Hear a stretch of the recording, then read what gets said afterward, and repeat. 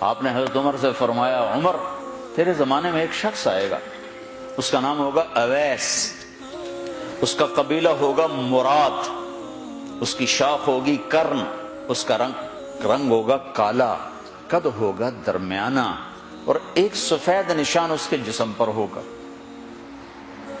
جب وہ آئے تو تم اس سے دعا کرانا، علی تو بھی کرانا، عمر تو بھی کرانا، اور میں قسم کھا کے کہتا ہوں کہ اویس جیسوں سے دنیا بھر جائے تو عمر و علی کے ایک بدن کے بال کے برابر نہیں، لیکن اس کے ذریعے سے ایک پیغام آگے پہنچانا تھا۔ تو حضرت عمر اور حضرت علی حیران ہو کر دیکھنے لگے کہ ہمیں کہا جا رہا ہے کہ اویس سے دعا کروائیں، وہ ہم صحابی وہ تابعی۔ تو آپ نے فرمایا اس نے ماں کی ایسی خدمت کی ہے، جب وہ ہاتھ اٹھاتا ہے تو اللہ ہاتھ واپس خالی موڑتا ہی نہیں۔ یہ پیغام پہنچانا تھا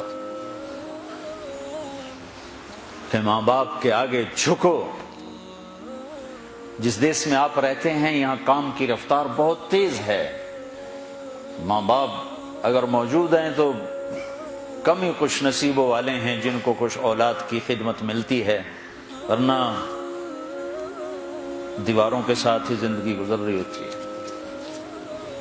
تو عمر رضی اللہ عنہ جب خلیفہ بنے تو ہر سال حج کرتے تھے، ہر سال ان کو ڈھونڈواتے۔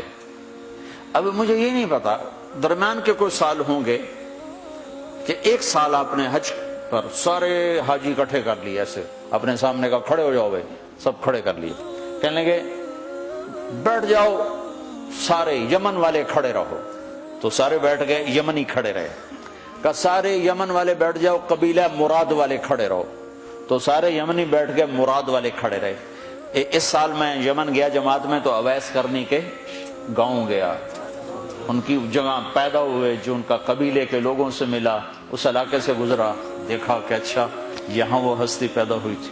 خشک پہاڑ ہیں، بالکل خشک پہاڑ۔ پھر آپ نے کہا مراد والے بیٹھ جاؤ، قرن والے کھڑے رہو، تو صرف ایک آدمی باقی بچا۔ تو آپ نے اس سے پوچھا تم قرنی ہو؟ کہ جی ہاں۔ اویس کو جانتے ہو؟ کہ جانتا ہوں، میرا سگا بھتیجا ہے، میرے بھائی کا بیٹا، لیکن وہ تو تھوڑا پاگل سا ہے، آپ اس کا کیوں پوچھ رہے ہیں؟ تو عمر رضی اللہ تعالیٰ عنہ رونے لگے، کہا وہ نہیں، تو پاگل نظر آتا ہے۔ پھر آپ نے پوچھا کدھر ہے؟ آیا ہوا ہے حج میں؟ ہے؟ کہ جی ہے۔ کدھر ہے؟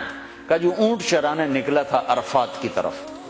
تو حضرت عمر نے حضرت علی کو ساتھ لیا اور دوڑ لگائی اور پہنچے عرفات کی طرف، تو دیکھا تو ایک آدمی ایک کیکر کے درخت کے نیچے نفل پڑ رہا اور اونٹ اس کے چاروں طرف چر رہے۔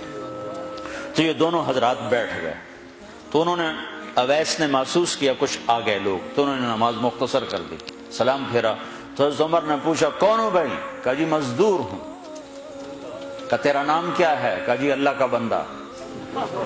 کہا بھائی ہم سارے کے بندے ہیں، میں پوچھ رہا ہوں جو نام تیری ماں نے تیرا رکھا وہ کیا ہے؟ تو وہ تو پہچانتا نہیں تھا کہ عمر کون ہے، علی کون ہے، وہ تو پہلی دفعہ حج پہ تھا۔ وہ کہنے لگا تم کون ہو میرا انٹرویو کرنے والے؟ انٹرویو تو میں اپنی طرف سے کہہ رہا ہوں۔ میں کہا تم کون ہو میرا پوچھنے والے؟ تو حضرت علی بولے یہ امیر المومنین ہیں عمر بن خطاب، اور میں ہوں علی بن ابی طالب۔ پھر وہ ایسے ایک دم گھبرائے، دونوں کو سلام کیا، میں معذرت چاہتا ہوں میں نے پہچانا نہیں۔ تو عمر رضی اللہ عنہ نے فرمایا ہاتھ اٹھا، ہاتھ اٹھا۔ برمنگم والوں کو پیغام پہنچے کہ ماں کی خدمت کیسے کی جاتی، کہ عمر جیسا ہاتھ اٹھوا رہا ہے، علی جیسا، علی جیسا۔ تو وہ کہنے لگے میں آپ کے لیے کیسے ہاتھ اٹھاؤں، میری اوقات ہے کہ میں آپ کے لیے دعا کروں؟ کہاں، ہمیں ہمارے نبی کا حکم تھا کہ اویس آئے تو اس سے دعا کروانی ہے، کہ جب وہ ہاتھ اٹھاتا ہے تو وہ ہاتھ خالی نہیں آتے۔ کس وجہ سے؟ تہجد، جہاد، تبلیغ، ذکر، تلاوت، تسبیح، حج، عمرے، نمازیں، روزے، ذکر، تلاوت۔ کس وجہ سے؟ نہیں، ان میں سے ایک وجہ بھی نہیں، ماں کی خدمت کی وجہ سے۔ پھر ایک اور جگہ آپ نے فرمایا کہ لوگ جب جنت میں چلیں گے تو اویس بھی چلے گا، جب جنت کے دروازے پر پہنچے گے تو اللہ تعالیٰ فرمائیں گے اویس کو روک لو، باقی کو جانے دو۔ تو اویس گھبرا جائیں گے، کہیں گے یا اللہ مجھے کیوں روک لیا ہے؟ تو اللہ تعالیٰ فرمائیں گے ٹھہر جاؤ، جانے دو ان کو۔ ہاں بھائی، اب یہ سامنے جہنم کے لوگ کھڑے ہوئے ہیں، تو شفاعت کر، تیری تو فعل لاکھوں انسانوں کو جنت میں ڈالوں گا، تجھے اس لیے روکا ہے کہ تو شفاعت کر، جدھر تیری انگلی اٹھتی جائے گی ان کے لیے جنت لکھتی چلی جائے گی، ان کے لیے جنت لکھتا چلا جاؤں گا، جدھر جدھر تو انگلی اٹھائے گا۔ صرف پونڈ ہی سب کچھ نہیں، مائیں بھی بہت کچھ ہے، صرف پونڈ ہی سب کچھ نہیں ہے، باپ بہت کچھ ہے۔